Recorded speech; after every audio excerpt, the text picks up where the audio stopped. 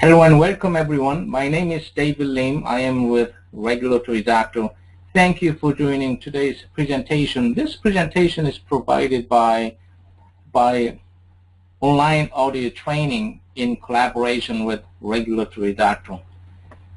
This presentation entitled Excel Spreadsheet Compliant with Part 11 and Computer System Validation Do's and Don'ts. It is prepared based on my experience for the past several years. For the past several years, I have been talking to quality manager, director, and senior VP and VP of quality.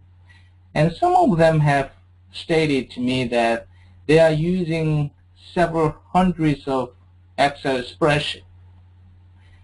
One of the quality managers, she stated to me that they tried to validate, but they didn't know it was too hard, and therefore they are simply using more than 400 of Excel spreadsheets, but then they feel that it is time to validate. Whatever the case is, I'd like to present to you why it is important for us to take the Excel spreadsheet and computer system validation important as part of our good manufacturing practice.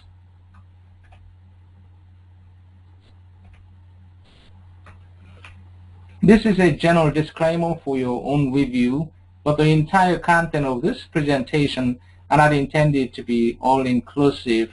In other words, what I'm trying to mean by stating that the entire content of this presentation are not intended to be all-inclusive is that even though I try to put together the best content for today's presentation, you may have some other questions that I don't necessarily cover during my presentation. If that's the case, you may raise during Q&A session, or you may send your question by email to today's host, and I'll be more than happy to address any of your questions.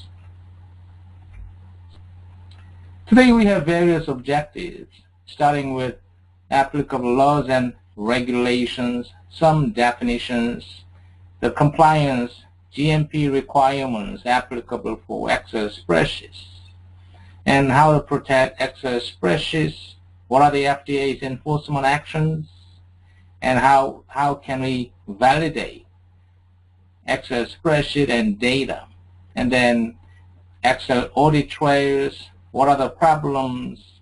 What do we have to do to be in compliant with Part 11? And then my recommendation. Let's talk about the law that I mentioned as applicable. Well, I am showing you Federal Food, Drug, and Cosmetic Act. We generally refer to it as FFDCA or simply FDCA or the Act.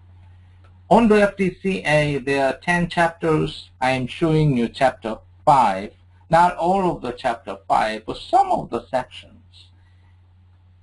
In this slide, you see sections inside the brackets and the sections outside the brackets. The sections outside the bracket are those sections under FDCA, and the sections inside the bracket are corresponding United States Code. For example, when we are looking at FDCA Section 501, which corresponds to Title 21 United States Code, USC Section 351, it is about adulterated drugs and devices. Over the years, there have been a lot of amendments made to the FDCA. And when we look at Section 520 under FDCA, it is about general provisions respecting control of devices intended for human use. I'm talking about Public Statute, FDCA.